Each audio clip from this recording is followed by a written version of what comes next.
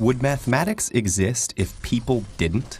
Since ancient times, mankind has hotly debated whether mathematics was discovered or invented. Did we create mathematical concepts to help us understand the universe around us? Or is math the native language of the universe itself, existing whether we find its truths or not? Are numbers, polygons, and equations truly real, or merely ethereal representations of some theoretical ideal? The independent reality of math has some ancient advocates.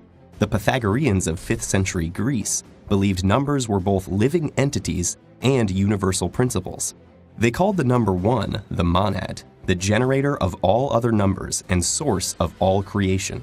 Numbers were active agents in nature.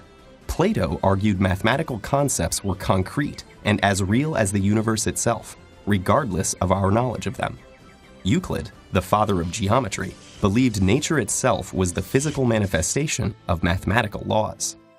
Others argue that while numbers may or may not exist physically, mathematical statements definitely don't. Their truth values are based on rules that humans created.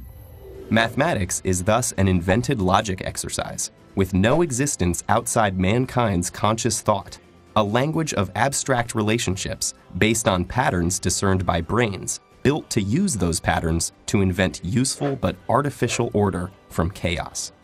One proponent of this sort of idea was Leopold Kronecker, a professor of mathematics in 19th century Germany. His belief is summed up in his famous statement, "God created the natural numbers. All else is the work of man." During mathematician David Hilbert's lifetime, there was a push to establish mathematics as a logical construct. Hilbert attempted to axiomatize all of mathematics, as Euclid had done with geometry. He and others who attempted this saw mathematics as a deeply philosophical game, but a game nonetheless. Henri Poincaré, one of the fathers of non-Euclidean geometry, believed that the existence of non-Euclidean geometry, dealing with the non-flat surfaces of hyperbolic and elliptical curvatures, proved that Euclidean geometry, the long-standing geometry of flat surfaces, was not a universal truth, but rather one outcome of using one particular set of game rules. But in 1960, Nobel Physics laureate Eugene Wigner coined the phrase the unreasonable effectiveness of mathematics, pushing strongly for the idea that mathematics is real and discovered by people. Wigner pointed out that many purely mathematical theories, developed in a vacuum, often with no view towards describing any physical phenomena, have proven decades or even centuries later to be the framework necessary to explain how the universe has been working all along. For instance, the number theory of British mathematician Godfrey Hardy, who had boasted that none of his work would ever be found useful in describing any phenomena in the real world, helped establish cryptography. Another piece of his purely theoretical work became known as the Hardy-Weinberg law in genetics and won a Nobel Prize. And Fibonacci stumbled upon his famous sequence while looking at the growth of an idealized rabbit population.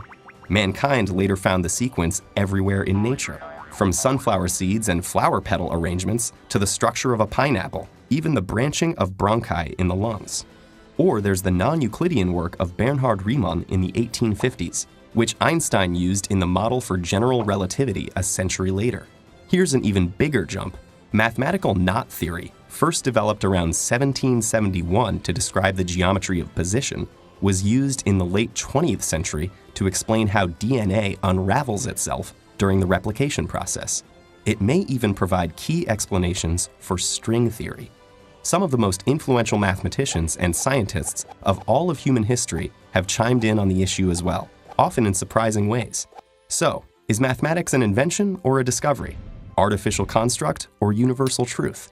Human product or natural, possibly divine creation? These questions are so deep, the debate often becomes spiritual in nature. The answer might depend on the specific concept being looked at, but it can all feel like a distorted Zen koan. If there's a number of trees in a forest, but no one's there to count them, does that number exist?